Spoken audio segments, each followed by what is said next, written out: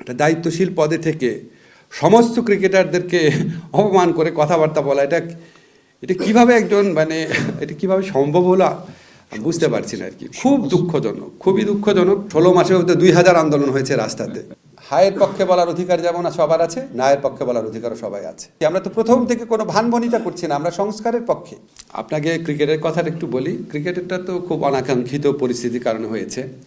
এখানে আপনারা লক্ষ্য করেছেন, আমরা একজন ক্রিকেটার মুস্তাফিজের অবমাননা হয়েছে দেখে পুরা বাংলাদেশ রুখে দাঁড়িয়েছি। তো সেখানে আপনার বাংলাদেশ ক্রিকেট বোর্ডের একজন পরিচালক পুরা বাংলাদেশের সমস্ত ক্রিকেটারদেরকে জন্য অপমানজনক যে মন্তব্য করেছেন, অপমানজনক যে মন্তব্য করেছেন, আমি একজন ক্রিকেট ফ্যান হিসেবে বলি, আমার কাছে খুবই দায়িত্বহীন মনে হয়েছে এটা। আমাদের এখন গ্লোবালি এই মেসেজ দেওয়া প্রয়োজন, আমরা সবাই ঐক্যবদ্ধ একটা জাতি। ক্রিকেট বোর্ড, ক্রিকেটার, ক্রিকেট আমোদি, আমরা সবাই ঐক্যবদ্ধ একটা জাতি। আমরা দেশের মর্যাদার প্রশ্নে ঐক্যবদ্ধ রয়েছি। তো এরকম একটা সময় একটা দায়িত্বশীল পদে থেকে সমস্ত ক্রিকেটারদেরকে অপমান করে কথাবার্তা বলা, এটা এটা কিভাবে একজন এটা কিভাবে সম্ভব হলো আমি বুঝতে পারছি না আর কি। খুব দুঃখজনক, খুবই দুঃখজনক। যাই হোক, এটা ক্রিকেট বোর্ডের ইন্টারনাল ব্যাপার, তারা ব্যবস্থা নেবে। সানশাইন আটা ময়দা সুজি, ভালোবাসায় তৈরি। জুলাই গণঅভ্যুত্থান সুরক্ষা ও দায় নির্ধারণ অধ্যাদেশ আজকে ক্যাবিনেটে অনুমোদিত হয়েছে।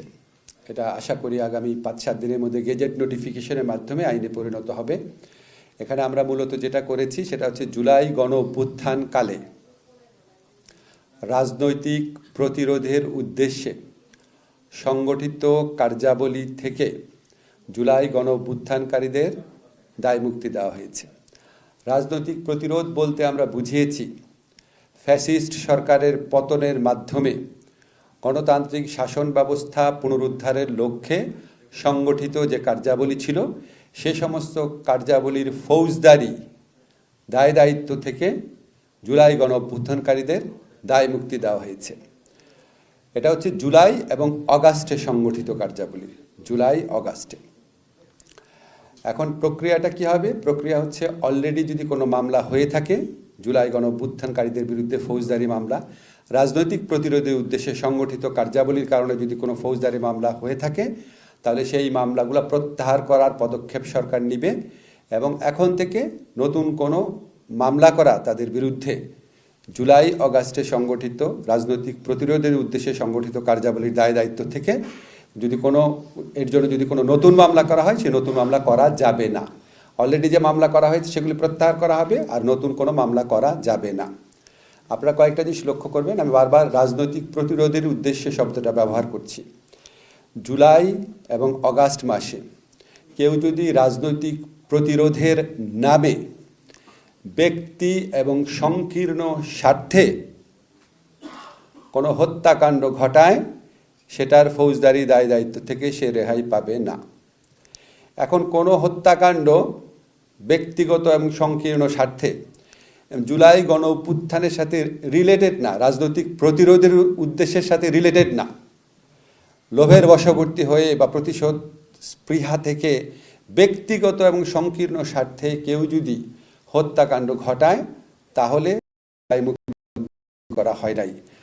আইনটা করা হয়েছে এই ফ্যাসিস্ট সরকারের পতনের মাধ্যমে গণতান্ত্রিক ব্যবস্থা পুনরুদ্ধারের জন্য সংগঠিত কার্যাবলী, এবং সেই কার্যাবলীতে কালেকটিভলি যারা ইনভলভ ছিলেন তাদেরকে দায়মুক্তি দেওয়া হয়েছে।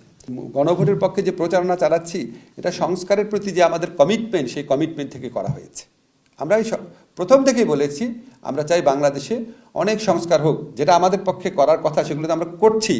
আমরা আজকে এত মোটা একটা বই আমাদের ল মিনিস্ট্রি থেকে নিয়ে যাওয়া হয়েছিল, যে 2025 সনে যে অধ্যাদেশগুলো আমরা করেছি, যেই সংস্কারটা আমরা করতে পারবো না, কারণ যেটার জন্য সংবিধান পরিবর্তন লাগে, সেটা আমরা গণভোটে দিয়েছি। আমরা লোকের কাছে অ্যাপিল করছি, আমরা তো প্রথম থেকে কোনো ভানভনিতা করছি না, আমরা সংস্কারের পক্ষে।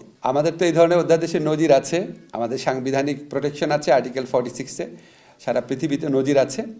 এরকম কেউ দুষ্ট বুদ্ধি থেকে এটাকে আপনার আইনগতভাবে চ্যালেঞ্জ করতে পারে বা অন্য কোনো উদ্দেশ্য থেকে চ্যালেঞ্জ করতে পারে, এই চ্যালেঞ্জ টিকবে বলে আমাদের মনে হয় না।